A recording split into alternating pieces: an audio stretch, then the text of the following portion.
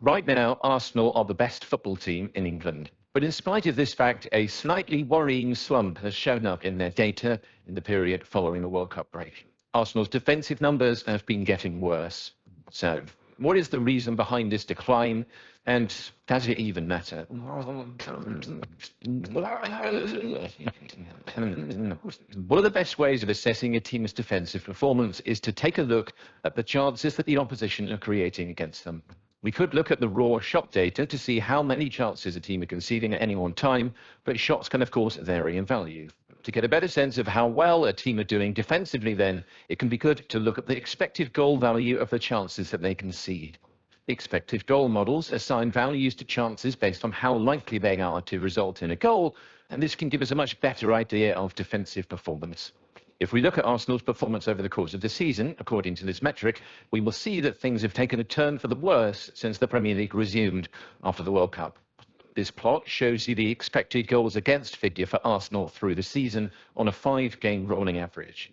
That dip you can see in the middle is the period just before the World Cup. And as you can see, Arsenal were at their best defensively for that stretch of the season, and only conceding around 0.5 expected goals across those games. And what this means is that you would only expect them to concede 1 goal every other game on the basis of the quality of chances that they were facing. However, as soon as the post-World Cup numbers enter the data, we see a steep rise, with Arsenal eventually hitting around 1.5 expected goals against in February in the run of games which saw them drop points to Everton, Brentford and Manchester City. There is a sharp drop-off after this point, but that's largely due to the Leicester City game entering the dataset. In that game, Leicester were unable to generate a single chance against Arsenal, resulting in an expected goals against figure of 0. That skews the plot slightly, and as soon as it drops out of the data, we can see the numbers start to rise again. But this defensive regression shows up well if you compare this shot map of chances conceded by Arsenal before and after the World Cup break. What's most noticeable here are the chances being generated inside the 6-yard box by Arsenal's opponents.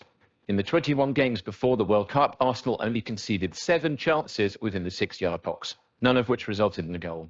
After the break, they seem to have become much more vulnerable within the 6-yard box, conceding more chances and, more importantly, 5 goals from that area.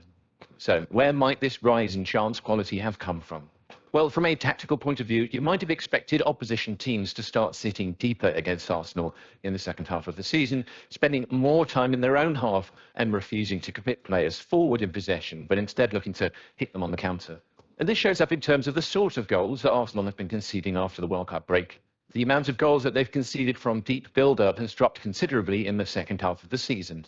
This suggests that teams are not trying to progress the ball as much as they were against Arsenal, and instead are looking to hit them more directly through transition. However, Arsenal still seem to be as effective at preventing goals in transition after the World Cup break. So although teams may have changed their play style to face them, it seems as though the result has been a net gain to Arsenal defensively.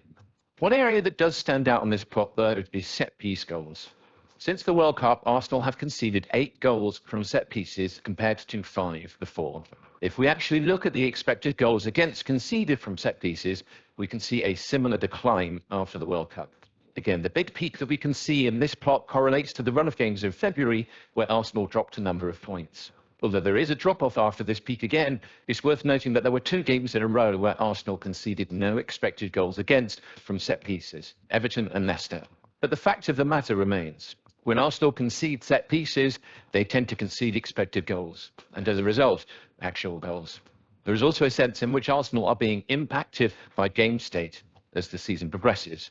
What we mean by game state is the factors within the game which can affect the way that both teams play. For example, a team with a lead may play differently to how they play when they're drawing or losing.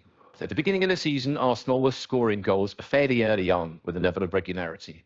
However, as this plot from online analyst Scott Willis shows, this trend line over the course of the season shows that Arsenal's first goal has been slowly arriving later as the season has gone on.